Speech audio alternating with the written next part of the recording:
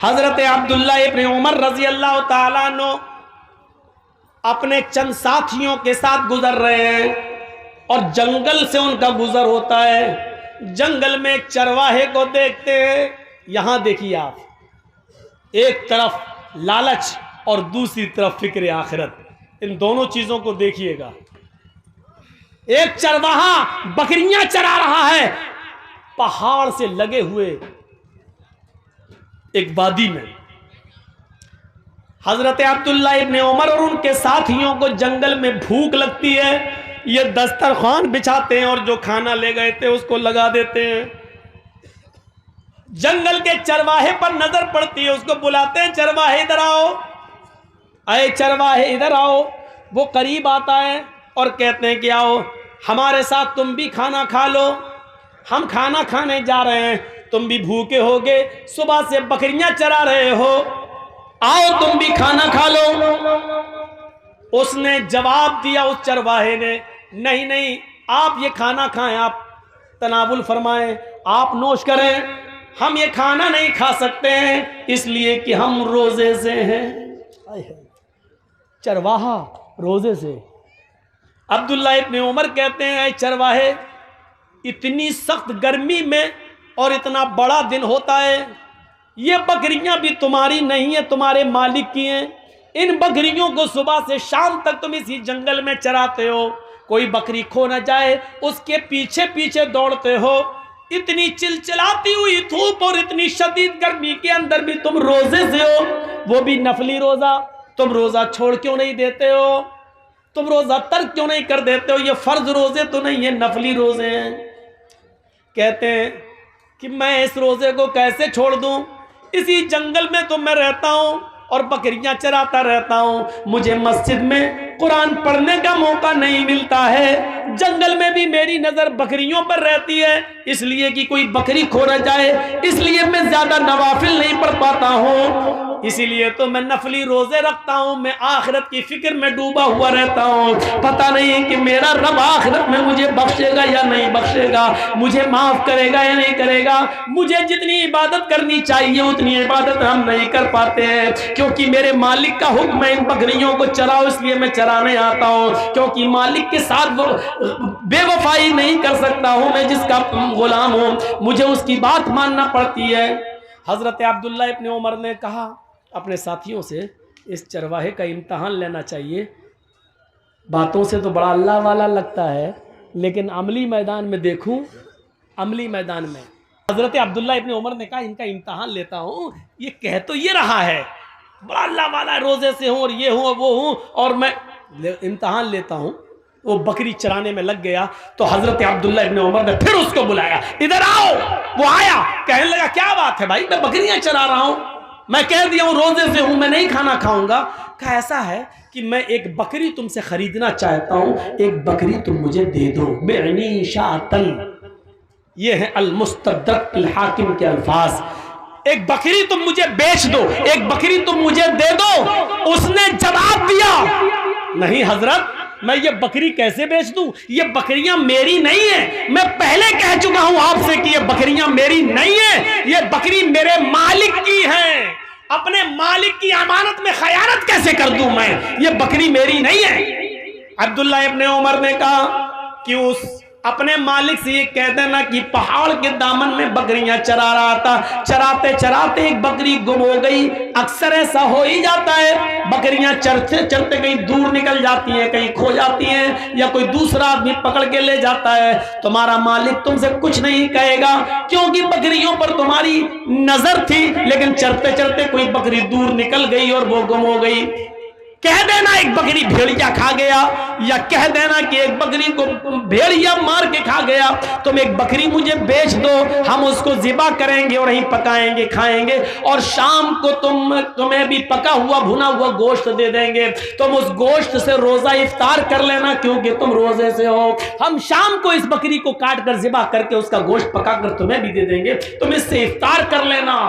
वो चरवाहा हजरत अब्दुल्ला इब्न उमर की ये बात सुनता है, उंगली से इशारा करता है और चीखता हुआ रोते हुए भागता है, कहता आइन अल्लाह आइन अल्लाह आइन अल्लाह, फिर अल्लाह कहाँ है, फिर अल्लाह कहाँ है, फिर अल्लाह कहाँ है। यानी आए अब्दुल्ला इब्न उमर, आज मैं तुम्हें बकरी बेच दूंगा, मैं अपने मालिक से झूठ बोल दूंगा, मेरा मालिक मुझे कुछ नहीं कहेगा, थोड़े से दिरहम मुझे बकरी के मिल जाएंगे, लेकिन फिर अल्लाह तो मेरी इस हरकत को देख रहा है। मैं अपने मालिक से झूठ बोल सकता हूं, लेकिन कल कयामत के दिन अपने मालिक के मालिक को क्या जवाब दूंगा। आइन अल्लाह आइन अल्लाह, फिर अल्लाह कहाँ है, अल्लाह कहाँ है। आए नौजवानों, आए इस गांव में जलसा सुनने के लिए आने वालों, तुम्हारे हाथ में शराब की बोतल होती है, उस वक्त तुम्हारे मुंह से ये क्यों नहीं निकलता, मेरा बाप नहीं देख रहा है, मेरी माँ नहीं देख रही है, मेरा बड़ा भाई नहीं देख रहा है, मेरी बीवी नहीं देख रही है, लेकिन अल्लाह तो देख रहा है। अल्लाह कहाँ है, अल्लाह कहाँ है। तुम जुआ खेलते हो, तुम्हारे मुंह से ये आवाज क्यों नहीं निकलती, अल्लाह देख रहा है। तुम चोरी करते हो, तुम्हारे मुंह से ये आवाज क्यों नहीं आती, आइन अल्लाह आइन अल्लाह, अल्लाह कहाँ है, अल्लाह कहाँ है। आजान की आवाज आती है, तुम कैरम बोर्ड खेलते रहते हो, तुम मैच देखते रहते हो, तुम्हारे मुंह से उस वक्त ये आवाज क्यों नहीं निकलती, आइन अल्लाह। कोई देखे ना देखे, लेकिन अल्लाह तो देख रहा है। ये तकवा कहाँ गया है, ये तुम्हारे अंदर की नेकी कहाँ चली गई, ये सोच तुम्हारी कहाँ चली गई। वो चरवाहा भागता है, दूर जाता जा रहा है, कह रहा है आइन अल्लाह आइन अल्लाह, फिर अल्लाह कहाँ है, फिर अल्लाह कहाँ है। यानी अल्लाह तो मुझे देख रहा है। आए अब्दुल्ला, मैं यहाँ झूठ बोल सकता हूँ अपने मालिक से, लेकिन कल कयामत के दिन हमारा झूठ पकड़ा जाएगा, हमें सबके सामने बेनकाब किया जाएगा। हम दुनिया में हम ऐसा नहीं कर सकते हैं, अल्लाह हमारी इस हरकत को देख रहा है। अब्दुल्ला इब्न उमर ने उस चरवाहे को भागते हुए देखा और अपने साथियों से कहने लगे आइन अल्लाह आइन अल्लाह, अल्लाह कहाँ है, अल्लाह कहाँ है। देखो इस चरवाहे के अंदर अल्लाह का कितना डर है, इतना खौफ है। वो अपने गांव जाते हैं, अब्दुल्ला इब्न उमर लौटकर अपने घर जाते हैं और दूसरे दिन उस चरवाहे के मालिक के पास जाते हैं और कहते हैं मुझे ये चरवाहा भी चाहिए और जितनी बकरियां तुम्हारी हैं वो सब मुझे चाहिए, कीमत बताओ, कीमत बताओ। मालिक ने कहा इस गुलाम की इतनी कीमत और बकरियों की इतनी कीमत। अब्दुल्ला इब्न उमर ने गुलाम की कीमत भी अदा कर दी और बकरियों की कीमत भी दे दी। गुलाम को खरीद लिया और गुलाम के साथ साथ बकरियां भी खरीद ली और फिर उस गुलाम को आज़ाद कर दिया। अरे गुलाम, आए फलां के गुलाम, मैंने तुम्हें खरीद लिया अपना गुलाम बनाने के लिए नहीं, आज तुम्हें मैं आज़ाद कर रहा हूँ और ये बकरियां तुम्हें तोहफे में दे रहा हूँ। अब तुम इन बकरियों के मालिक हो और किसी के गुलाम नहीं हो। आइन अल्लाह, ये कलमा, इस जुमले ने तुम्हें आज गुलामी से नजात दिला दी है। इसी तरह अल्लाह से डरते रहना, इंशाअल्लाह अल्लाह से इसी तरीके से डरते रहोगे तो यही डर क़यामत के दिन जहन्नम से भी तुम्हें आज़ाद कर देगा, जहन्नम से भी तुम्हें नजात दिला देगा। मेरे भाइयों, कल तक ये सोच थी, कल तक ये फिक्र थी, ये कहां चली गई, आज हमारे अंदर से कहां चली गई। सारे वाकयात मैं आपको कुरान से सुना रहा हूं या हदीस से सुना रहा हूं। मेरे भाइयों, कुरान और हदीस को सुनने की आदत डालिए और उसके मुताबिक अपनी जिंदगी को ढालिए, उसके मुताबिक अपनी जिंदगी को ढालिए और आदत डालिए अपनी सोच को बदलने की। कभी आपने सोचा है आज भी पैसा लेकर अपना जिस्म बेचने वाली बहुत औरतें तुम्हें मिल जाएंगी, हर शहर में मिल जाएंगी। किशनगंज से लेकर सिलीगुड़ी तक आप चले जाओ, नेट पे तलाश करो, सर्च करो, गूगल पे आप सर्च करो तो हर जगह उनके अड्डे भी तुम्हें मिल जाएंगे। मेरे भाइयों, जरा तसव्वुर करो, वो लड़कियां, वो औरतें पैसा लेती हैं और जिस्म बेचती हैं। सोची तो है, उनसे पूछो ऐसा क्यों करती हो, वो क्या कहेंगी, बिजनेस है मेरा, धंधा है मेरा। उनकी सोच क्या है तवाइफों की, ये बिजनेस है, ये धंधा है, मैं अपना जिस्म बेच रही हूं, पैसा कमा रही हूं, ये मेरा जिस्म है, ये मेरा जिस्म है, ये मेरा बिजनेस है, ये मेरा धंधा है। ये उनकी सोच है। लेकिन हम और आप اپنی بہنوں بیٹیوں سے یہ کام کیوں نہیں کراتے؟ کیونکہ ہم جانتے ہیں کہ یہ غلط کام ہے، یہ گندا کام ہے، یہ حرام کام ہے اور یہ بدنامی والا کام ہے، یہ انسان کو ذلیل کرتا ہے۔ یہ ہماری سوچ ہے۔ انسان دو ہیں، وہ بھی انسان، ہم بھی انسان۔ اس کی سوچ کیا ہے؟ وہ کہتی ہے یہ دھندا ہے، اور ہماری سوچ کیا ہے؟ ہم کہتے ہیں یہ غلط اور ناجائز اور حرام کام ہے جو ہم اپنی ماں بہن بیٹی سے نہیں کرا سکتے ہیں۔ غور کیجئے، دنیا میں انسان وہ بھی ہے، ہم بھی ہیں، اس کی سوچ وہ ہے، ہماری سوچ یہ ہے۔ جب اس دنیا میں ایک انسان کی دو سوچیں ہو سکتی ہیں تو اسی کو اللہ کہہ رہا اپنی سوچ کو قرآن و حدیث کے مطابق ڈھالو، اپنی سوچ کو اپنے حساب سے مت چلاؤ بلکہ قرآن و حدیث کے مطابق اپنی سوچ کو ڈھالو۔ اللہ کے رسول نے جن عورتوں کو ننگا کہا ہے وہ تمہارے فیشن کہہ دینے سے فیشن نہیں مانا جائے گا، وہ ننگی ہی رہے گی۔ اللہ کے رسول نے جس شراب کو شراب اور حرام قرار دیا ہے، اس شراب کو ہم دوا کا نام دے کر جائز نہیں کر سکتے ہیں۔ وہ شراب شراب رہے گی، وہ حرام حرام رہے گی۔ اس کو کوئی زبان میں اس کا نام دوا رکھ دو تو دوا رکھ دینے سے اس کی حیثیت نہیں بدل جائے گی۔ تو میرے پیارے ساتھیوں، اپنی سوچ کو بدلنے کی کوشش کرو، اپنی سوچ کو بدلو، اپنی زندگی کے اندر تقوی لاؤ، پرہیزگاری لاؤ۔ ذرا تصور کرو، ایک واقعہ سناتا ہوں حدیث کا۔ اللہ کے نبی فرماتے ہیں، چلیے آدھے لوگ تو جا چکے ہیں، آدھے رہ گئے ہیں، تھوڑا سا سنیے ایک اور چیز ہم آپ کو سنانے جا رہے ہیں، بہت زبردست چیز ہے۔ اللہ کے نبی فرماتے ہیں کہ ایک ایسا زمانہ بھی تم اپنی آنکھوں سے دیکھو گے۔ اب سوچ دیکھیے، ایک ایسا زمانہ آئے گا کہ تم اپنی آنکھوں سے دیکھو گے، یصبح الرجل مومنا ویمسی کافرا ویمسی مومنا یصبح کافرا یبیع دینہ بعرض من الدنیا۔ بہت زبردست حدیث ہے۔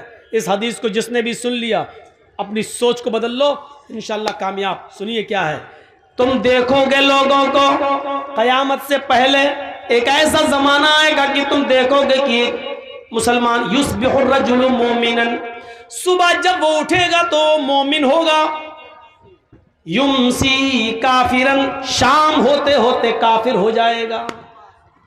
لیجئے، کون آدمی؟ صبح اٹھو گے مومن پاؤ گے اس کو، اور شام ہونے سے پہلے پہلے وہ کافر ہو جائے گا۔ شام کو اس کو دیکھو گے وہ مومن ہوگا، لیکن صبح اٹھتے اٹھتے دیکھو گے کہ وہ کافر ہو جائے گا۔ دونوں باتیں کہہ دی۔ صبح تم دیکھو گے ایک انسان کو کہ وہ مومن ہوگا، لیکن شام ہوتے ہوتے وہ کافر ہو جائے گا۔ شام کو دیکھو گے کسی کو کہ وہ مومن ہوگا، صبح اٹھتے اٹھتے وہ کافر ہو جائے گا۔ یبیع دینہ بعرض من الدنیا، وہ دنیا کے چند سکوں میں اپنا ایمان بیچ دے گا، دنیا کے چند سکوں میں اپنا ایمان بیچ دے گا۔ آؤ آج ہم تمہیں ایک سیر کراتے ہیں، آؤ ایک تفریح کراتے ہیں تمہیں، اور تمہیں تمہارا سماج کا ایک نقشہ دکھاتے ہیں۔ ایسے لوگ ہمارے سماج میں موجود ہیں۔ کون ہیں؟ صبح اٹھتے ہیں مومن ہوں گے، آپ دیکھو گے چناؤ کا دور ہے، الیکشن کا دور ہے، ایک آدمی کو تم دیکھو گے کہ صبح اٹھے گا، فجر کی نماز بھی پڑھے گا۔ اب مثال سنو، حدیث تو پڑھ دی، اب اس کو کی تشریح دیکھیے۔ صبح وہ فجر کی نماز بھی پڑھے گا، فجر کی نماز کے بعد وہ قرآن کی تلاوت بھی کرے گا، قرآن کی تلاوت کرنے کے بعد وہ لوگوں کی خدمت بھی کرے گا، فجر کے بعد محنت و مزدوری بھی کرے گا، لیکن الیکشن میں کھڑا ہے، وہ جانتا ہے کہ میری بستی میں کچھ ہندو لوگ یا سکھ لوگ یا عیسائی لوگ بھی رہتے ہیں، مجھے ان کا ووٹ بھی چاہیے، مجھے ان کا ووٹ بھی حاصل کرنا ہے۔ اب وہ ان کا ووٹ لینے کے لیے صبح اٹھے گا، مسجد میں گیا ہوگا، ظہر میں وہ مسجد میں گیا ہوگا، اس نے نماز پڑھی ہوگی، قرآن پڑھا ہوگا، سب کچھ پڑھا ہوگا، غریبوں کی مدد بھی کی ہوگی، لیکن شام ہونے سے پہلے پہلے ہندوؤں کا ووٹ پانے کے لیے وہ کسی مندر میں چلا جائے گا۔ وہاں جانے کے بعد وہ کسی پنڈت کے ہاتھ سے اپنے سر پر، اپنے ماتھے پر ٹیکا بھی لگوا لے گا، اور مورتی کے اوپر ہار اور مالا بھی چڑھا دے گا۔ صرف غیر مسلموں کا ووٹ پانے کے لیے وہ ماتھے پہ ٹیکا بھی لگوا لے گا اور مورتی پر ہار اور پھول بھی چڑھا دے گا۔ اسی کو اللہ کے نبی کہہ رہے ہیں شام ہونے سے پہلے پہلے وہ کافر ہو جائے گا۔ شام کو آپ دیکھو گے کہ وہ مومن ہوگا، لیکن صبح کسی مندر میں کسی گرجا میں جا کر وہ کسی کے پھول اور ہار اور مالا ڈال کر ہاتھ جوڑ کر کھڑا ہوگا اور اپنے ماتھے پر ٹیکا بھی لگوا لے گا، صبح ہوتے ہوتے کافر ہو جائے گا۔ صبح مومن ہوگا شام کو کافر، شام کو مومن ہوگا صبح کافر۔ اور ایسا کیوں کرے گا؟ یبیع دینہ بعرض من الدنیا، وہ اپنے دین کو دنیا کے چند سکوں میں بیچ دے گا، دنیا کے چند نوٹ پانے کے لیے، دنیا کے چند سکے حاصل کرنے کے لیے، دنیا کی چند روپیوں کو کمانے کے لیے وہ اپنے دین کی سودے بازی کرے گا، اپنا دین بیچ دے گا۔ ایمانداری کے ساتھ بتاؤ ہمارے سماج اور سوسائٹی کے اندر یہ دور چل رہا ہے کہ نہیں چل رہا ہے؟ لوگ اپنا دین بیچ رہے ہیں کہ نہیں بیچ رہے ہیں؟ اب ہماری سوچ کیا کہے گی؟ سوچ دیکھیے کیا ہو گیا۔ ہندوستان میں رہتے ہیں، ہمیں بھائی چارہ بن کر رہنا ہے، ہمیں ان کے ہاں جانا ہے، ان کو ہمارے یہاں آنا ہے، وہ ہمارے عید پہ آ جاتے ہیں تو کیا ہم ان کی ہولی میں نہ جائیں؟ وہ ہمارے رمضان کے مہینے میں ٹوپی لگا کر ہمارے روزہ افطار میں آ جاتے ہیں، ہم ان کے ہاں مندر میں چلے گئے تو کیا ہوا؟ یہ بھائی چارہ ہے، یہ بھائی چارہ، یہ ہماری سوچ ہے، یہ نیتا کی سوچ ہے۔ لیکن شریعت کیا کہتی ہے کہ اس نے اپنے دین کو بیچ دیا ہے چند ٹکڑوں میں۔ تو میرے بھائیوں، سوچ وہ نہیں ہے جو ہم سوچ رہے ہیں، سوچ وہ ہے جو جناب محمد رسول اللہ نے بتائی ہے۔ ہمیں اس سوچ کے اوپر چلنا ہے، ورنہ دین اکبری نافذ کرنے والا اکبر بھی صحیح ہو جائے گا، جس نے جودھا بھائی سے شادی کر کے کہا تھا کہ ہم دین الہی نافذ کریں گے، اس نے ایک نیا دین کی بنیاد ڈالی تھی، اس نے بھی تو یہی کہا تھا کہ ہم ہندو مسلمان سب کو لے کے چلیں گے۔ اسلام ہندو بھائیوں سے نفرت کرنے کی اجازت نہیں دیتا، یقیناً اسلام ہندو بھائیوں سے پیار کرنے کی اجازت دیتا ہے، عیسائیوں سے محبت کرنے کی اجازت دیتا ہے، سکھ اور جینیوں سے محبت کرنے کی اجازت دیتا ہے۔ ہاں، ہمارا اسلام تو یہ کہتا ہے یا ایھا الناس ان خلقناکم من ذکر و انثی، ہندو مسلم سکھ عیسائی ان سب کا باپ ایک ہے آدم اور ان سب کی ماں ایک ہے حوا، تم سب ایک باپ کے اور ایک ماں کے بیٹے ہو۔ ہاں، ہمارا اسلام یہ کہتا ہے کہ تم سب بھائی بھائی ہو، لیکن ہمارا اسلام مسجد چھوڑ کر کسی کے مندر میں جا کر ہار و پھول چڑھانے کی اجازت نہیں دیتا ہے۔ میرے بھائیوں، بھائی بھائی کا مطلب یہ ہے کہ وہ بیمار ہو جائے تو اس کی دیکھ ریکھ کرو، اس کو پیسوں کی ضرورت پڑ جائے تو اس کو دو، اس کے گھر میں چولہا نہیں جل رہا ہے تو آپ اس کی مدد کرو، اگر وہ موت و زندگی کی کشمکش میں ہے اور اس کو اس کے گروپ کا بلڈ نہیں مل رہا ہے، تم پڑوس میں رہتے ہو، تمہارا بلڈ اس کے بلڈ کے گروپ سے مل رہا ہے، لیکن تم روزے سے ہو، اس کی جان جا رہی ہے، ڈاکٹر کہہ رہا ہے کہ یہ مسلمان اس کا پڑوسی اگر ایک بوتل خون دے دیتا ہے تو اس کی جان بچ جائے گی، تو یہاں اسلام یہ کہتا ہے کہ اس ہندو کی جان بچانے کے لیے اگر تمہارا ایک بوتل خون جا رہا ہے تو دے دو، کہتا ہے روزے سے ہوں، تو اسلام کہتا ہے کہ تو اپنا روزہ توڑ دے، لیکن کسی کی جان اگر بچ رہی ہے تو ایک بوتل خون دے کر اس کی جان بچا لے، روزے کی قضا تیری بعد میں ہو جائے گی، اس کو بعد میں پورا کر لینا۔ اسلام اس بھائی چارے کی اجازت دیتا ہے، لیکن اسلام اس بات کی اجازت نہیں دیتا ہے کہ ہم دوسروں کے تیوہار میں جا کر رنگ پھینکیں یا ان کی پچکاریوں کی ہولی اپنے جسم پر برداشت کریں اور ان سے یہ کہیں کہ لو ہمارے بھی رنگ لگاؤ، ہم بھی تمہارے ساتھ ہیں، لو وہ ہماری مسجد میں اگر نماز پڑھنے آ جائیں تو اس کا یہ مطلب نہیں کہ ہم بھی ان کے مندروں میں ہاتھ جوڑ کر کھڑے ہو جائیں ان کا ووٹ پانے کے لیے۔ اسلام اس بات کی اجازت ہمیں بالکل نہیں دیتا ہے۔ میرے بھائیوں،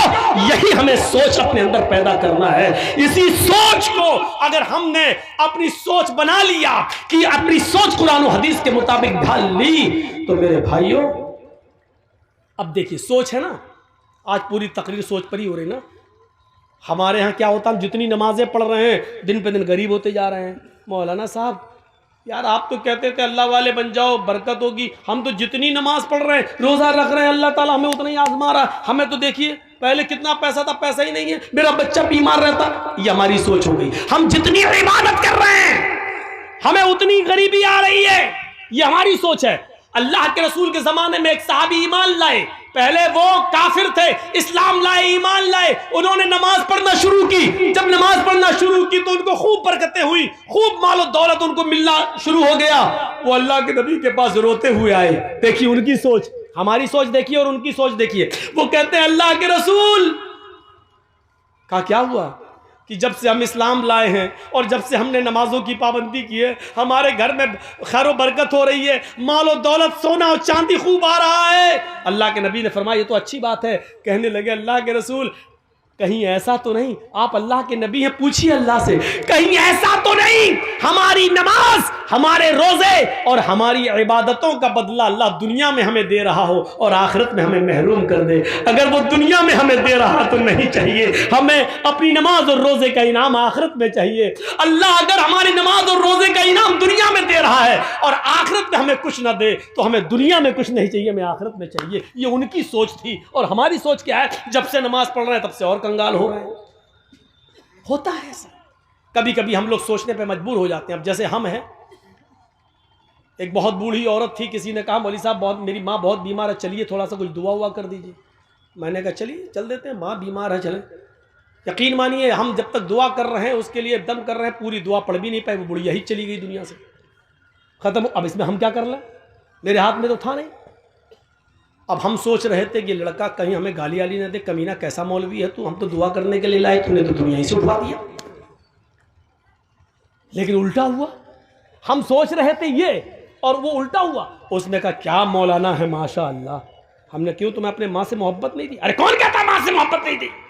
ارے میری ماں بہت تڑپ رہی تھی، بہت تڑپ رہی تھی، ہم نے کئی بکرے صدقہ کر دیے، کھلا دیے، لیکن میری ماں کی تکلیف نہیں جا رہی تھی۔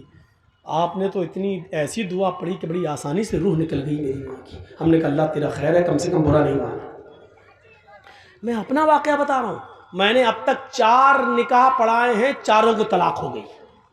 میرا پڑھایا ہوا ایک بھی نکاح نہیں ٹکا، اب میں پڑھاتا بھی نہیں ہوں۔ حالانکہ یہ مطلب نہیں کہ اب پڑھاؤں گا تو ٹکے گا نہیں، لیکن میں پڑھاتا نہیں ہوں۔ کیوں؟ جس کو کہتا ہوں کہ میں نے 4 پڑھائے ہیں، چاروں کو طلاق ہو گئی، وہ کہتا مولانا صاحب کھانا کھا لیجئے لیکن نکاح مت پڑھائیے، نکاح نہیں پڑھائیے۔ اب میں سوچ رہا ہوں کہ وہ چاروں لوگ ناراض نہ ہو کہ دیکھو مولوی جرجیس نے میرا نکاح پڑھایا اور ہمارے نکاح ٹوٹ گئے، اور چاروں خوش ہیں۔ یہ الٹا ہو رہا ہے، یہ چاروں خوش ہیں۔ جو لڑکیاں اپنے شوہروں کے ساتھ پریشان تھی وہ بڑی خوش ہے کہ میرا نکاح، میرے دولہا کا نکاح مولانا جرجیس نے پڑھایا، ہمیں چھٹکارا مل گیا۔ وہ اپنی سہیلیاں، جن کی سہیلیاں پریشان ہیں، وہ کہتی کاش تیرے دولہا کا نکاح مولانا جرجیس نے پڑھایا ہوتا تو تو بھی چھٹکارا پا گئی ہوتی۔ تو الٹا ہو رہا ہے، ہم سوچ رہے ہیں کہ کبھی غلط نہ کہیں، لیکن اتنے کو لڑکے بھی خوش، لڑکیاں بھی خوش، بہت اچھا چھٹکارا مل گیا۔ تو کبھی کبھی ایسا ہوتا ہے، ضروری نہیں کہ ہم جو سوچیں وہی صحیح ہو۔ دیکھیے ایک آدمی لنگڑاتا ہوا آ رہا ہے، یہ مکھیا جی بیٹھے ہیں آپ کے، بڑے عزت دار آدمی ہیں آپ کے سماج کے، مان لو یہ ڈاکٹر ہیں اور ہم بھی ڈاکٹر ہیں۔ اب وہاں سے ایک آدمی لوٹ کے آ رہا، لنگڑاتا ہوا چلا آ رہا ہے۔ اب میں ڈاکٹر ہوں، مکھیا جی بھی ڈاکٹر ہیں۔ مکھیا جی نے کہا جرجی صاحب جی یہ اس آدمی کے پیر میں موچ آ گئی اس لیے لنگڑاتے ہوئے چل رہا ہے۔ میں ڈاکٹر ہوں، مجھے تجربہ ہے۔ میں نے کہا نہیں مکھیا جی آپ کا تجربہ غلط ہے، اس کے پیر میں موچ نہیں آئی ہے، اس کی ریڑھ کی ہڈی میں درد ہو رہا ہے اس لیے لنگڑاتا ہوا چل رہا ہے۔ مکھیا جی کی سوچ الگ، میری سوچ الگ، یہ بھی ڈاکٹر میں بھی ڈاکٹر۔ ہم نے کہا اچھا ٹھیک ہے مکھیا جی سنو، اگر اس کی ریڑھ کی ہڈی میں درد نہیں ہوا، پیر میں موچ ہی نکلی تو 1000 روپیہ میں دوں گا، اور اگر اس کے ریڑھ کی ہڈی میں درد ہوا جو میں نے کہا تو 1000 روپیہ آپ دیجئے گا۔ شرط لگ گئی، ٹھیک ہے۔ وہ آیا چلتا ہوا بالکل قریب آ گیا، ہم دونوں نے پوچھا بھائی پیر میں موچ آئی یا ریڑھ کی ہڈی میں درد؟ وہ کہتا کچھ نہیں، کچھ نہیں، نہ موچ نہ ریڑھ کی ہڈی میں درد۔ ابے پھر تو لنگڑا کے کیوں چل رہا تھا؟ اس نے کہا میری پیر کی چپل ٹوٹ گئی تھی اس لیے میں گھسٹ گھسٹ کے چل رہا تھا۔ اب دیکھیے دونوں کی سوچ الگ ہو گئی۔ مکھیا جی ڈاکٹر ہیں، کہہ رہے ہیں اس کے پیر میں موچ، جرجی صاحب ڈاکٹر ہیں، وہ کیا کہہ رہے ہیں؟ نہیں، اس کی ریڑھ کی ہڈی میں درد۔ دونوں کی سوچ غلط، ان کا تجربہ بھی فیل، میرا تجربہ بھی فیل۔ اس لنگڑے نے کیا خود آگے کیا کہہ دیا؟ نہ موچ نہ ریڑھ کی ہڈی میں درد۔ ابے پھر کیوں لنگڑا کے چل رہا تھا؟ ارے میری تو چپل ٹوٹ گئی تھی اس لیے گھسٹ گھسٹ کے چل رہا تھا۔ نکلا کیا؟ کھودا پہاڑ نکلی چوہیا، نہ دونوں کے پیسے بچ گئے۔ تو کبھی کبھی سوچ ایسی بھی ہوتی ہے، سوچ، اسی لیے قرآن نے کہا ہے بنا تحقیق کیے ہوئے کبھی اپنی زبان سے کوئی لفظ مت بولو۔ اذا جاءکم فاسق بنبأ، جب تمہارے درمیان کوئی سماج کا برا آدمی کوئی بری خبر لے کر آئے, کسی کے بارے میں کہے فلاں ایسا کر رہا تھا, تو ایک دم اس کی بات مت مان لو, بلکہ تحقیق کر لو. آپ کو معلوم ہے امام اوزاعی رحمۃ اللہ علیہ بہت بڑے بزرگ گزرے ہیں, ذرا دیکھیے ان کے گھر میں ان کی بیوی سے ملنے کے لیے ان کے گاؤں کی ایک عورت آتی ہے اور صبح صبح دروازہ کھٹکھٹاتی ہے. امام اوزاعی رحمۃ اللہ علیہ فجر کی نماز کے بعد قرآن کی تلاوت کر رہے تھے چٹائی پر بیٹھ کر, انہوں نے دروازے پہ دیکھا کوئی آیا ہے, دروازہ کھولا تو سامنے گاؤں کی عورت کھڑی ہے. پوچھا کیسے آئی ہو بہن؟ اس نے جواب دیا آپ کی بیوی سے ملنا ہے. امام اوزاعی رحمۃ اللہ علیہ نے اپنی بیوی سے کہا کہ تم سے کوئی عورت ملنے آئی ہے تو مجھ سے ملو, میں اندر چلا جاتا ہوں. اب امام اوزاعی اندر چلے گئے اور جس چٹائی پر قرآن پڑھ رہے تھے اس چٹائی پر ان کی بیوی نے اس گاؤں کی عورت کو بٹھا دیا, اور بیٹھو. وہ عورت جیسے ہی جو گاؤں کی ملنے آئی تھی جیسی بیٹھی چٹائی پر, اس کے پیچھے سے جو شلوار, یہ جو تھمس ہوتے ہیں ہپ کا حصہ, یہ پورا بھیگ گیا. جیسی بیٹھی وہ پوری شلوار پورا کپڑا اس کے جسم سے چپک گیا, بھیگ گئی. اس نے نظر دوڑائی تو امام اوزاعی کا 3 سال کا بچہ کپڑے اتارے ہوئے ننگا وہیں پر کھیل رہا تھا. اس عورت نے کیا سمجھا کہ ابھی اس بچے نے یہاں پیشاب کر دیا ہے. دیکھیے بچہ ننگا ہو, کپڑا نہ ہو, اور یہ بیٹھی ہو پورا بھیگ گئی. تو اس نے کیا کہا امام اوزاعی کی بیوی سے, تمہیں شرم نہیں آتی؟ تم نے مجھے اس چٹائی پہ بٹھا دیا جہاں تمہارے بچے نے پیشاب کیا ہے. دیکھیے پیشاب پورا میرے کپڑے میں بھر گیا, اب جا کر میں نہاؤں اور کپڑا دھلوں. بچہ 3 سال کا ہے, اب تو اس کا پیشاب بھی پاک نہیں رہا کہ چھینٹا مار کے پاک ہو جائے, اب تو دھلنا پڑے گا. سردیوں کے دنوں میں چٹائی پہ بٹھا دیا. امام اوزاعی کی بیوی کیا کہتی ہے؟ دیکھیے سوچ, دیکھیے اس عورت کی سوچ کیا تھی کہ اس پہ پیشاب ہے. امام اوزاعی کی بیوی کہتی ہے پیشاب نہیں ہے میری بہن, تم شوق سے اس پر بیٹھی رہو, تمہیں ڈرنے کی کوئی ضرورت نہیں. وہ کہتی ہے کہ میں کیسے مان لوں یہ پیشاب نہیں ہے؟ کوئی لوٹا نہیں رکھا, پانی کا کوئی جگ نہیں ہے, کوئی گلاس نہیں ہے کہ یہاں پانی گرا ہوا ہو. یہ بچہ آپ کے کپڑے اتارے ہوئے ہے, مجھے تو یہی اندیشہ کہ اس بچے کا پیشاب ہوگا. امام اوزاعی کی بیوی کہتی ہے کہ یہ میں آپ کو ضمانت دیتی ہوں کہ یہ پیشاب نہیں ہے. بچے نے پیشاب نہیں کیا ہے, لیکن بچے کا کپڑا اتارا, اس نے نالی میں پیشاب کیا, یہاں نہیں کیا ہے, تم بے فکر رہو. اس نے کہا امام اوزاعی کی بیوی سے یہ پیشاب نہیں ہے اور پانی بھی نہیں ہے تو پھر ہے کیا؟ پہلے مجھے بتاؤ, مجھے سیٹسفائی کرو. امام اوزاعی کی بیوی کہتی ہے جب تم مان نہیں رہی ہے تو اب مجھے تجھے بتانا پڑ رہا ہے کہ یہ کیا ہے. سن, جب تو نہیں مان رہی ہے تو سن. میرے شوہر فجر کی نماز پڑھ کے آتے ہیں اور اسی چٹائی پر بیٹھ کر قرآن کی تلاوت کرتے ہیں. قرآن پڑھنے کے بعد پھر وہ اپنے رب سے اپنے گناہوں کی معافی مانگتے ہیں اور توبہ کرتے ہیں. اتنی توبہ کرتے ہیں, اتنا روتے ہیں اپنے رب کے سامنے کہ ان کے آنکھوں سے گرنے والے آنسوؤں سے یہ چٹائی بھیگ جاتی ہے, تر ہو جاتی ہے. میری بہن, تم جس چٹائی پر بیٹھی ہو اور جس چٹائی کے سے بھیگ گئی ہو, یہ میرے بچے کا پیشاب نہیں ہے, یہ پانی نہیں ہے, یہ میرے شوہر کی آنکھوں سے گرنے والے آنسو ہیں جو اللہ کے خوف سے اور اللہ کے ڈر سے روتے ہیں, جس آنسوؤں سے تمہاری شلوار بھیگ گئی ہے. دیکھا آپ نے وہ کیا سوچ رہی تھی اور وجہ کیا نکلی ہے.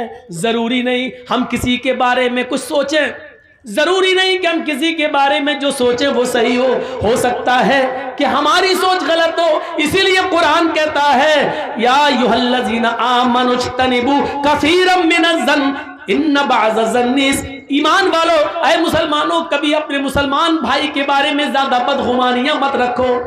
زیادہ بدگمانی نہیں. ایک لڑکی کانوں میں لیڈ لگا کر موبائل ہاتھ میں رکھ کر سڑک پر چلی جا رہی ہے اور باتیں کرتی ہوئی جا رہی ہے, ہمارا دماغ فوراً وہی پہنچتا ہے یہ اپنے بوائے فرینڈ سے بات کر رہی ہے. ارے وہ جلدی چل رہی ہے, کانوں میں لیڈ لگی ہے, بات کرتی ہوئی جا رہی ہے. ضروری نہیں کہ وہ اپنے بوائے فرینڈ سے بات کر رہی ہے, ہو سکتا ہے کہ اس کی بہن بیمار ہو, اس کو ڈلیوری ہو رہی ہو اور وہ کسی کو فون کر کے ہاسپٹل میں بلا رہی ہو, اس لیے وہ جلدی چل رہی ہو. یہ بھی ہو سکتا ہے کہ وہ جلدی کسی سے بات کرتے ہوئے جا رہی ہے، اس کا باپ کا ایکسیڈنٹ ہو گیا ہو اور وہاں فون آیا ہو کہ بیٹی جلدی آؤ کچھ روپے لے کر، ضروری نہیں ہے کہ وہ بوائے فرینڈ سے بات کر رہی ہو۔ اسی لیے قرآن کہتا ہے کسی کے بارے میں زیادہ بدگمانیاں مت پالا کرو، کسی کے بارے میں زیادہ بدگمانیاں مت رکھو، کسی کو تو سوچ دیکھیے ہماری سوچ کیا ہے اور اس کی سوچ کیا ہے۔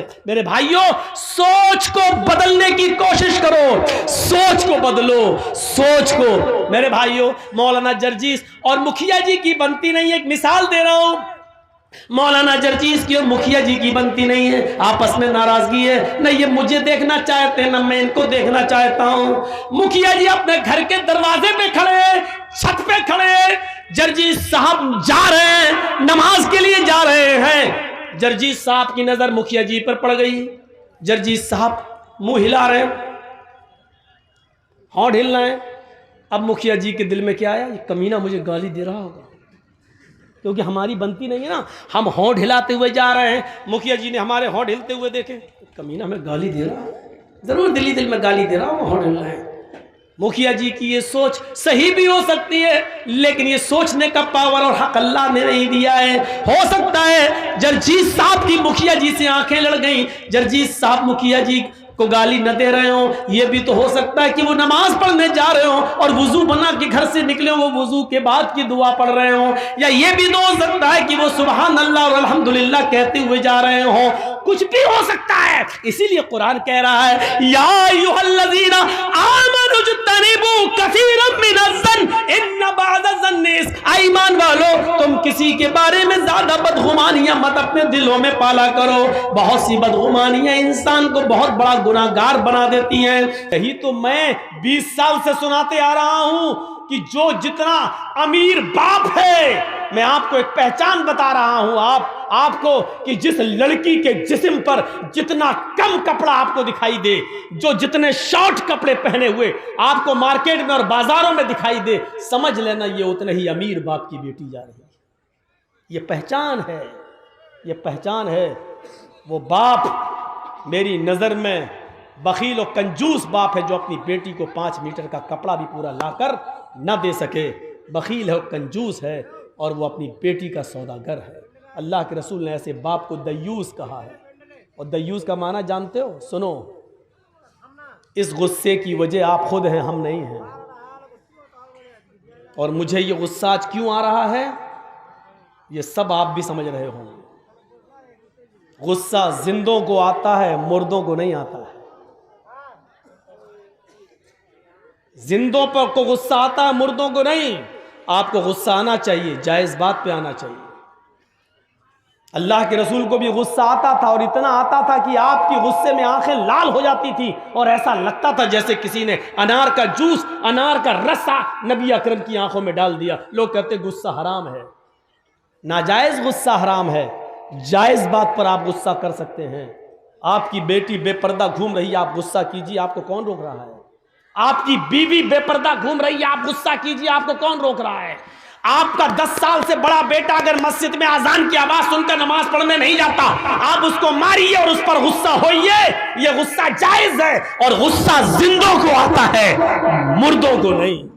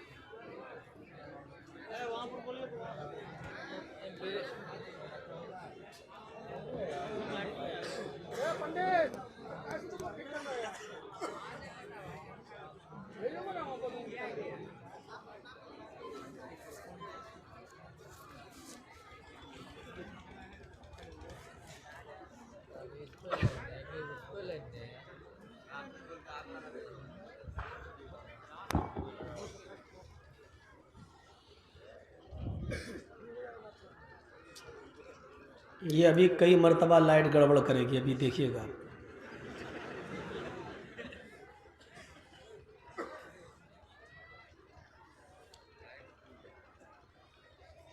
تو میں عرض یہ کر رہا تھا کہ غصہ زندوں کو آتا ہے، مردوں کو نہیں۔ ایسے مولوی بہت ملیں گے جو کہیں گے اے غصہ حرام ہے۔ بھئی تیرے باپ کا فتویٰ ہے غصہ حرام ہے؟ کہاں سے لایا تو؟ کس حدیث میں آیا؟ اگر غصہ حرام ہوتا تو حضرت عمر کو کبھی غصہ نہ آتا، نبی اکرم کو کبھی غصہ نہیں آتا۔ ہاں یہ کہیے کہ ناجائز غصہ حرام ہے۔ غصہ قوموں کی تبدیلی کا ذریعہ بنتا ہے، غصہ بیوی کی اصلاح کا ذریعہ بنتا ہے، غصہ اپنی اولاد کو سدھارنے کا اور راستے پہ لانے کا ذریعہ بنتا ہے۔ ایک باپ اپنی اولاد پر جائز غصہ کرنا چھوڑ دیا، اس لیے اولاد بگڑ رہی ہے۔ ایک شوہر اپنی بیوی پر جائز غصہ کرنا چھوڑ دیا، اس لیے بیوی بگڑ رہی ہے۔ ایک بھائی اپنی بہن پر جائز غصہ کرنا چھوڑ دیا، اس لیے بہنیں آج آوارہ گھوم رہی ہیں۔ جائز غصہ کیجئے، جائز غصوں سے اصلاح ہوتی ہے۔ سوچ بدلیے، اپنی سوچ۔ یا ایھا الذین آمنوا اتقوا اللہ، یا ایھا الذین آمنوا اتقوا اللہ ولتنظر نفس ما قدمت لغد۔ اے ایمانوں والو تم اللہ سے ڈرو، یعنی جو اللہ سے جتنا زیادہ ڈرے گا وہ اس دنیا میں اتنا ہی زیادہ گناہوں سے بچ کر چلے گا، اور جتنا انسان گناہوں سے بچ کر چلے گا آخرت کے اندر اتنی اس کی نیکیاں بڑھیں گی اور وہ جنت کا مستحق ہوگا۔ اس لیے فرمایا اللہ سے ڈرو، اور ہر انسان کو غور کرنا چاہیے کہ کل قیامت کے دن کے لیے اس نے کون سی تیاری کر رکھی ہے، کون سی تیاری قیامت سے جوڑا ہے۔ ہمیں اس دنیا میں ہمیشہ نہیں رہنا ہے۔ اس چیز کو ذرا سوچیے اور سمجھیے، اس چیز کو ذرا سوچ کر اور سمجھنے کی کوشش کیجیے۔ اپنی فکروں کو بدلیے۔ بس جس نے سوچ بدل لی، سمجھ لو کہ اسلام اتنا ہی زیادہ وہ اسلام اور ایمان پر عمل کر لے گا۔ ہماری سوچ کیا ہے؟ دیکھیے، مولانا جرجیس صاحب کے ساتھ اگر ہم ایک سیلفی لے لیں گے تو بہت اچھا ہوگا۔ اس کا بینیفٹ کیا ملے گا؟ سوچ دیکھیے، سوچ۔ بینیفٹ یہ ہوگا کہ ہم اس کو شیئر کریں گے، ہم اس کو اپنے دوستوں کو بھیجیں گے۔ دو مقصد، پہلا مقصد ہمارے دوست کو ہم یہ بتائیں گے کہ دیکھیے جرجیس صاحب سے میری ملاقات ہو گئی ہے۔ دوسری، کسی کی دکان پہ بیٹھے اس نے اپنی دکان کے ساتھ میرا فوٹو کھینچ لیا، اب اس کو شیئر، جرجیس صاحب میری دکان پر آئے تھے۔ یہ ہماری سوچ ہے کہ کوئی بڑی چیز نہیں ہے سیلفی۔ سوچ کیا ہے؟ ویڈیو بن رہی ہے، موبائل آ رہی ہے، یوٹیوب پہ آ رہی ہیں، تقریریں بن رہی ہیں، کیمرے والے آ رہے ہیں، تو ہم نے اگر سیلفی لے لی، تصویر لے لی، تو اس میں برائی کیا ہے؟ یہ سوچ ہے ہماری۔ لیکن حدیث کیا کہتی ہے؟ اس حدیث کے مطابق اپنی سوچ کو ڈھالیے۔ بہت گیت سن لیا آپ نے، عورتوں نے بڑی فرمائش کی کہ گیت پڑھیے۔ ایسی چیزیں تو عورتوں کو پسند ہیں، وہ سن لی۔ جو ہم بتا رہے ہیں وہ پسند کہاں ہے؟ مولوی تو ہمارے کپڑوں پہ پابندی لگا رہا ہے، کل ہماری سینڈل پہ پابندی لگا دے گا، پرسوں ہماری فیئر اینڈ لولی اور پاؤنڈز پہ پابندی لگا دے گا۔ یہ چیزیں کہاں پسند ہیں؟ اب سنیے، یہ ہماری سوچ ہے کہ سیلفی لینے میں حرج کیا ہے، لیکن حدیث کیا کہتی ہے؟ سنیے، ان اشد الناس عذابا یوم القیامت المصورون، قیامت کے دن سب سے زیادہ سخت عذاب اس کو دیا جائے گا جو دنیا میں تصویریں بنائے گا۔ دیکھیں آپ، حدیث نے کلیئر کر دیا، ان اشد الناس عذابا یوم القیامت المصورون، قیامت کے دن سب سے زیادہ سخت عذاب، سب سے زیادہ ہارڈ عذاب اس کو دیا جائے گا جو دنیا میں تصویریں بنائے گا۔ کلیئر کر دوں، جو دنیا میں فوٹو کھینچے گا، سیلفی لے گا، موبائلوں میں کسی کو اپنے اندر قید کرے گا، قیامت کے دن ان لوگوں کو سب سے زیادہ سخت عذاب دیا جائے گا۔ سوچیے، سوچ، آج ہم سوچ بدلیں گے۔ بس اللہ کے رسول نے اس پر کیا کہا؟ اشد الناس عذابا، لوگوں میں سب سے زیادہ سخت عذاب اس کو دیا جائے گا۔ ایک تو ہوتا عذاب دیا جائے گا، آگ میں ڈال دیا، نہیں، ایک ہوتا ہے لوگوں میں سب سے زیادہ سخت عذاب، اور جہنم کا سب سے زیادہ سخت عذاب کیا ہے آپ کو معلوم ہے؟ ہمیں نہیں معلوم، مولوی جرجیز کو نہیں معلوم سب سے زیادہ سخت عذاب کیا ہے۔ ہاں سب سے ہلکا عذاب میں جانتا ہوں کیا ملے گا، سب سے ہلکے عذاب کو بتا دیتا ہوں، اس سے سب سے زیادہ سخت کیا ہوگا اس سے آپ اندازہ لگا لیجئے، سوچ لیجئے گا بس۔ آج سوچ بدلیے، مولوی جرجیز کی سیلفیاں لینے والوں، مولویوں کو اپنے قیدوں میں اور کیمروں میں بند کرنے والوں، سنو، یا تو مولانا جرجیز کو بلانا چھوڑ دو یا پھر حدیثوں پر، قرآن پر عمل کرنا شروع کر دو، دونوں چیزوں میں سے ایک کام کرو، چھوڑ دو۔ بہت سن چکے ہو ویدوں کے منتر، بہت سن چکے ہو گیت، بہت سن چکے ہو گانے، جلسوں کے مزاج کو بدلو، قرآن اور حدیث کو سننے کی عادت ڈالو۔ جلسوں کا چندہ تم قرآن و حدیث کے نام پر لیتے ہو، دین کے جلسوں پہ کے نام پہ کرتے ہو، 100 200 1000 روپے کا چندہ لوگوں کے دروازوں پہ جا کے اجلاس دین کے کام کے نام پر کرتے ہو، گیت کے نام پر نہیں، وید اور رامائن اور کے شلوک اور منتر کے نام پر نہیں۔ اس لیے اپنی سوچ بدلو اور اپنی عادتوں کو بدلو۔ میری بات آج کڑوی لگے گی، اب کیا کروں جب بیماری اتنی بڑھ گئی ہے کہ ہومیوپیتھک اور میٹھی گولیوں سے صحیح نہیں ہوگی تو آپریشن کرنے کی ضرورت پڑ رہی ہے تو کر رہا ہوں۔ آج کی تقریر کے بعد یا تو زندگی بھر کے لیے مولانا جرجیز کو طلاق دے دو گے یا اپنی عادت بدل لو گے۔ بدلو اپنی عادت۔ سب سے ہلکا عذاب کیا ہوگا سنیے، اللہ کے نبی فرماتے ان احون اہل النار عذابا یوم القیامت لرجل یوزع فی اخمص قدمیہ جمرتان، قیامت کے دن جہنم میں سب سے ہلکا عذاب اس آدمی کو، شخص کو دیا جائے گا، سب سے ہلکا عذاب اس شخص کو دیا جائے گا، سب سے ہلکا عذاب قیامت کے دن اس شخص کو دیا جائے گا جس کے پیروں کے تلوے کے نیچے، تلوا سمجھتے ہیں نا، پیروں کا تلوا، یہ جس کے پیروں کے دونوں تلووں کے نیچے آگ کی 2 چنگاریاں رکھ دی جائیں گی۔ چنگاری سمجھتے ہیں نا، چنگاری، ایک تو ہوتا کوئلہ جل کے انگارہ بن گیا، وہ تو انگارہ ہو گیا، انگارہ چھوڑ دیجئے، چنگاری، چنگاری کو کیسے سمجھاؤں؟ بیڑی پیتے ہیں،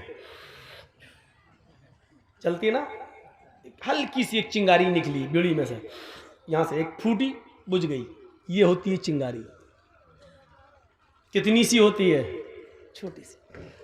اللہ کے نبی کہتے ہیں جس نے دنیا میں سب سے کم گناہ کیے ہوں گے، چھوڑ دیجئے ہم لوگ تو اس میں شامل ہیں نہیں، سب سے کم گناہ کرنے والوں میں ہم لوگ شامل نہیں ہیں، معاف کیجئے گا، ہم لوگوں نے کتنے گناہ کیے پتہ نہیں۔ قیامت کے دن سب سے ہلکا عذاب اس کو دیا جائے گا جس نے دنیا میں سب سے کم گناہ کیے ہوں گے۔ کوئی تو ہوگا اللہ کا بندہ جس نے کم گناہ کیے ہوں گے، سب سے ہلکا عذاب اس کو دیا جائے گا، اور اس کو سب سے ہلکا عذاب دیا جائے گا تو کون سا عذاب ہوگا؟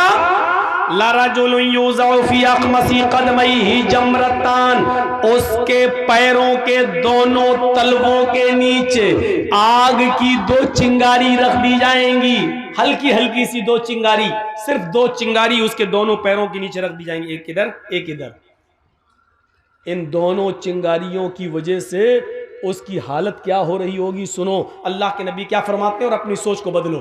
اللہ کے نبی کیا کہتے ہیں؟ سب ان دونوں چنگاریوں کی وجہ سے اس کی حالت یہ ہوگی یغلی منہما دماغہ، جیسے تم ہانڈی کے اندر پانی بھر کر آگ پر رکھ دیتے ہو، چولہے پر رکھ دیتے ہو، اور تھوڑی دیر کے بعد وہ پانی جب بوائل ہوتا ہے، ابلتا ہے، ہانڈی میں اس پانی کے کھولنے کی آواز آتی ہے، یغلی منہما دماغہ، آگ کی ان دونوں چنگاریوں کی وجہ سے اس کا دماغ کھول رہا ہوگا، آگ کی دونوں چنگاری کی وجہ سے اس کا دماغ ٹھکانے نہیں رہے گا، اس کا بھیجا باہر نکلا جا رہا ہوگا، اس کا دماغ ہانڈی کی طرح کھول رہا ہوگا، یرا انہ اشد عذابا، وہ یہ سمجھ رہا ہوگا ہوگا کہ میرے اللہ نے, میرے رب نے مجھے جہنم میں سب سے زیادہ ہارڈ, سب سے زیادہ سخت عذاب دیا ہے, حالانکہ یہ سب سے ہلکے عذاب والا انسان ہوگا, یہ سب سے ہلکے والا عذاب ہوگا, سب سے ہلکا عذاب والا انسان ہوگا, لیکن ان دونوں چنگاریوں کی وجہ سے وہ یہ سمجھ رہا ہوگا کہ ہم سے زیادہ سخت اور ہم سے زیادہ شدید, ہم سے زیادہ ہارڈ عذاب کسی کو نہیں دیا جا رہا ہے. فوٹو بنانے والوں, تصویریں کھینچنے والوں, اب سوچو, مجھے معلوم ہے کہ میری اس تقریر کے بعد بھی تم نہیں مانو گے. کچھ لوگ کتے کی پونچھ کی طرح ٹیڑھے ہوتے ہیں, ان کو 100 سال کے بعد بھی کتے کی پونچھ کو اگر نکالو گے تو وہ ٹیڑھی نکلے گی, سیدھی نہیں ہوگی. اس کے بعد بھی چپکے سے کسی نہ کسی طریقے سے لے لیں گے. ہوتا ہے, میری نہیں کسی اور کی, وہ لیں گے, نہیں بدلے گی عادت. مریں گے تب دیکھا جائے گا, ابھی تھوڑی مر رہے ہیں ہم, مرنے سے پہلے توبہ کر لیں گے. جب اللہ رب العالمین کا فیصلہ آ جاتا ہے تو کبھی کبھی وقت ایسا بھی ہوتا ہے کہ توبہ کے تب توبہ کی مہلت بھی نہیں ملتی ہے, کسی سے معافی و تلافی کی مہلت بھی نہیں ملے گی. کبھی کبھی ایسا منظر بھی سامنے آ جاتا ہے. میرے پیارے ساتھیوں, غور کیجئے, اس منظر کو دیکھیے, سوچ بدلیے اپنی. سب سے ہلکا عذاب اس کو دیا جائے گا جس کے پیروں کے تلوے کے نیچے 2 آگ کی چنگاریاں رکھ دی جائیں گی.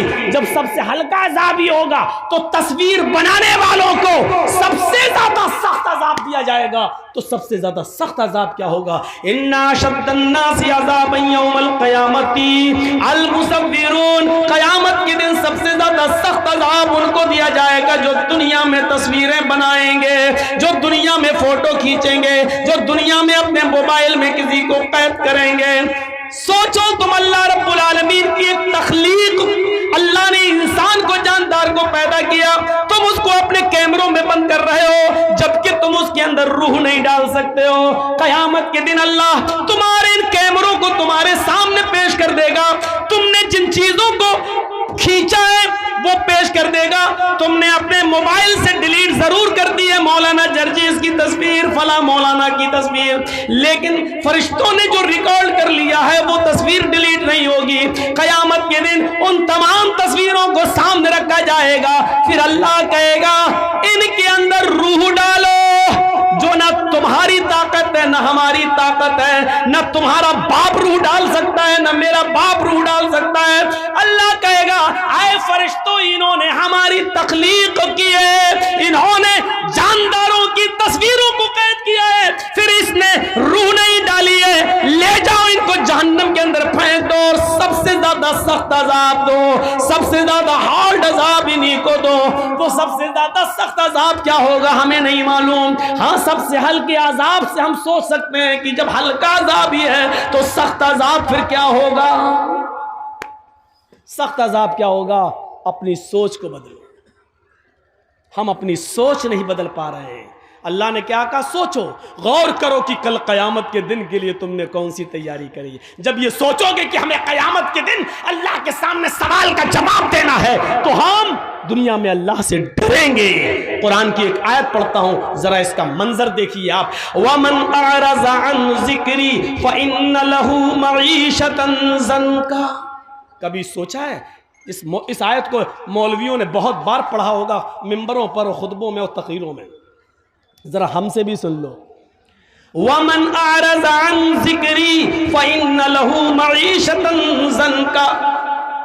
جو میرے ذکر سے اعراض کرے گا, جو میرے ذکر سے اعراض کرے گا, ہم قیامت کے دن فَإِنَّ لَهُ مَعِيشَةً ضَنْكًا, ہم اس کی روزی کو تنگ کر دیں گے. اللہ نے یہ نہیں کہا کہ ہم اس کی روزی کو بند کر دیں گے, اللہ نے کہا ہم اس کی روزی کو تنگ کر دیں گے. اب سنیے, بند کرنا کیا ہوتا ہے اور روزی تنگ کرنا کیا ہوتا ہے. اب کسی کی آواز نہیں نکلنا چاہیے, جو جس کی آواز نکلے اس کو فوراً بھگاؤ یہاں سے. تھوڑا سا سن لیجئے. میں چاہتا ہوں کہ بہت آسان اردو میں آپ کو سمجھاؤں, کیونکہ یہ ملا جلا بیلٹ ہے. آپ لوگ بنگلہ بھی سمجھتے ہیں لیکن بہار ہے, اس لیے آپ ہماری جو زبان سے اردو لفظ نکل رہے ہیں آپ اس کو ہم بہت آسان اردو بولتے ہیں تاکہ آپ اور ہم سب اور ہماری ماں بہنیں بھی سمجھ جائیں. اگر ان کے کانوں میں میری آواز جا رہی ہے تو تھوڑی دیر کے لیے وہ اپنی ساڑی اور اپنی سینڈل دوسروں کو دکھانا چھوڑ دیں. عورتوں کی عادت ہوتی ہے ساڑی تیری کتنے کی، کہاں سے لی، چپل کتنے کی، یہ لپسٹک کہاں ملی ہے، یہ دوپٹہ کہاں ملا، بلاؤز کہاں سے لائی، یہی ان کی عادت ہوتی ہے، اور یہ عادت ان کی کبھی بدل نہیں سکتی، فطرت ہے، فطرت ہے، عادت کبھی نہیں بدل سکتی ہے۔ تو سنیے، وَمَنْ أَعْرَضَ عَنْ ذِكْرِي، پہلے تو یہ سمجھو کہ ذکر کس کو کہا گیا، جو میرے ذکر سے اعراض کرے گا، اعراض کا مطلب منہ پھیرے گا، اب اعراض بھی بتانا پڑے گا نا، وَمَنْ أَعْرَضَ عَنْ ذِكْرِي، جو میرے ذکر سے اعراض کرے گا، اعراض کرنے کا مطلب پیٹھ دکھائے گا، منہ پھیر لے گا، ایک ہوتا منع کر دینا، ہٹ چل ہٹ، نہیں، مانے گا لیکن پیٹھ پھیر لے گا، ابھی ہم نہیں کر رہے چلو، یہ ہے اعراض کرنا، یہ ہے اعراض کرنا۔ وَمَنْ أَعْرَضَ عَنْ ذِكْرِي، جیسے میچ دیکھ رہے ہیں، انڈیا پاکستان کا میچ آ رہا، 5 اوور رہ گئے ہیں، اسی بیچ میں اذان کی آواز آ گئی، اللہ اکبر اللہ اکبر، ہم 5 وقت کے نمازی ہیں لیکن میچ دیکھنے کے شوقین ہیں، یا اللہ 5 اوور رہ گئے ہیں، پتہ نہیں کون جیتے گا۔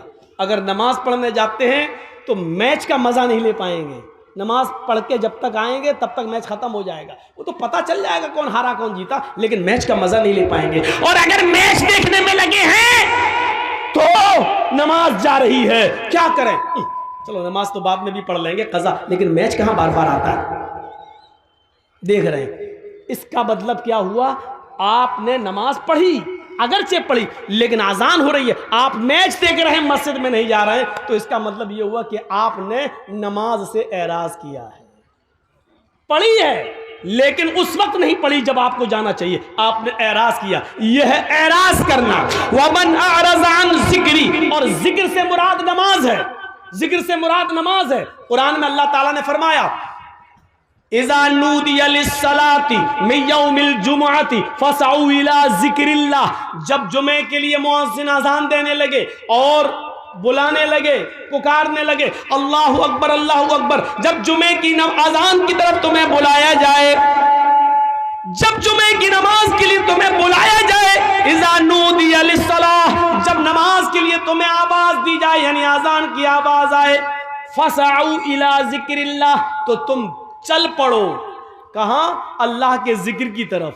دیکھیے یہاں ذکر کہا، اللہ کے ذکر کی طرف، یعنی جمعے کی نماز کے لیے، ذکر سے مراد نماز۔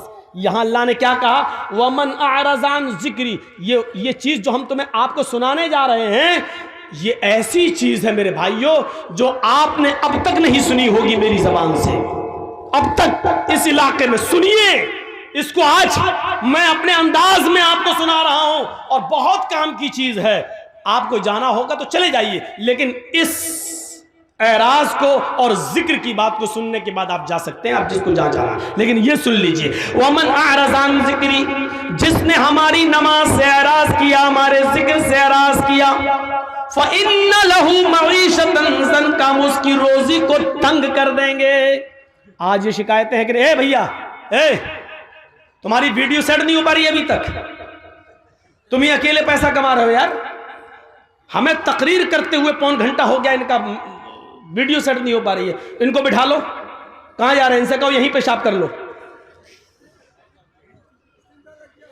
دیکھیے ہم کو سامنے سے جو آدمی اٹھتا ہے تو ہم کو بہت ڈسٹرب ہوتا ہے، میں اپنی عادت بتا دے رہا ہوں۔ ایک بار حیدرآباد میں تقریر کر رہا تھا، سامنے سے ایک آدمی اٹھا، میں سمجھا پیشاب کرنے جا رہا، آیا سیدھا مائک پکڑ کے کیا بول رہا ہے، پھر انڈے ٹماٹر پتھر سب چلا، وہاں جو ہوا، تو اس لیے وہ جو میرے دماغ میں بیٹھ گیا وہ نکلتا نہیں ہے۔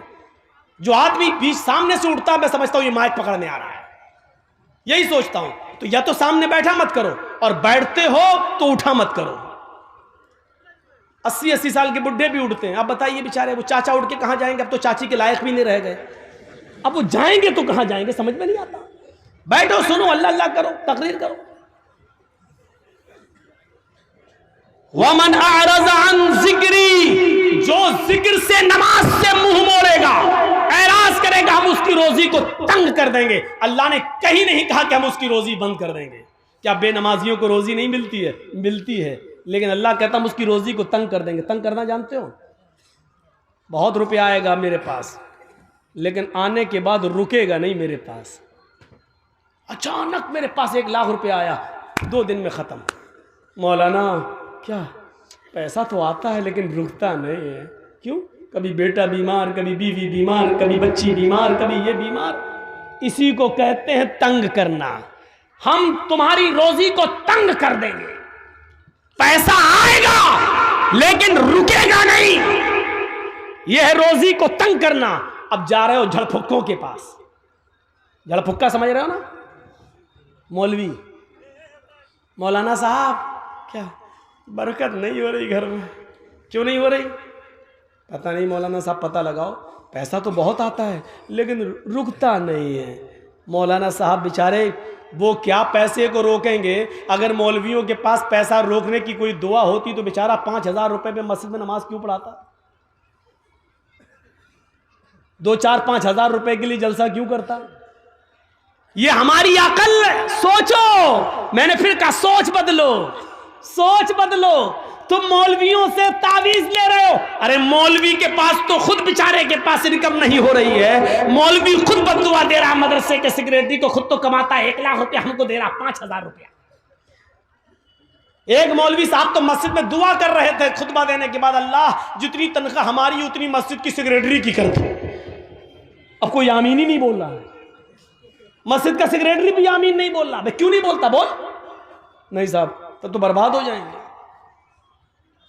مولانا صاحب دعا کر اللہ میری روزی روٹی میں برکت دے, بول آمین. یعنی 5,000 روپے میں آمین ہو رہی ہے. اور جب وہ مولوی دعا کرتا اللہ مدرسے کے سیکریٹری کی, مسجد کے سیکریٹری کی, سب کی اتنی تنخواہ کر دے جتنی میری, تو کوئی آمین نہیں بولتا. اس سے آپ اندازہ لگا سکتے ہیں کہ آپ کو کتنا ڈر ہے. 5,000 6,000 10,000 روپے میں آپ جانتے ہیں کہ میرا گھر نہیں چل سکتا ہے, تو پھر مولویوں کے لیے کون سوچے گا؟ علماء کے لیے کون سوچے گا؟ مسجد کے اماموں کی فکر کس کو ہوگی؟ سوچو. آپ اپنے بچوں کو کانوینٹ میں پڑھاتے ہو, آپ اپنے بچوں کو انگلش میڈیم میں پڑھاتے ہو. آپ کا بچہ انٹر کرنے کے بعد سائنس سائڈ سے بایو لینے کے بعد MBBS کو نیٹ میں پاس کر کے وہاں چلا جاتا, وہ کمائے گا. لیکن مدرسے میں پڑھنے والے بچوں کے بارے میں کبھی آپ نے تصور کیا ہے کہ یہ کتنے بھی بڑے مولانا بن جائیں, عالم بن جائیں, لیکن ان کی دوڑ مسجد اور مدرسے سے باہر نہیں جا سکتی ہے؟ کبھی سوچا ہو آپ نے ان مدرسے سے پڑھنے والے طلبہ کے بارے میں؟ میں نے کہا نا میری تقریر آج پوری سوچ کے اوپر ہوگی. سوچ بدلو. ان کے بارے میں کون سوچے گا؟ کون؟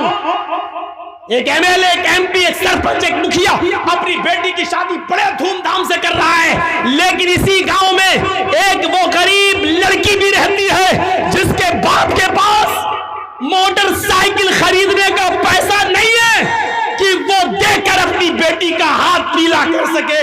اس بیٹی کے بارے میں کون سوچے گا؟ کس کو فکر ہونی چاہیے؟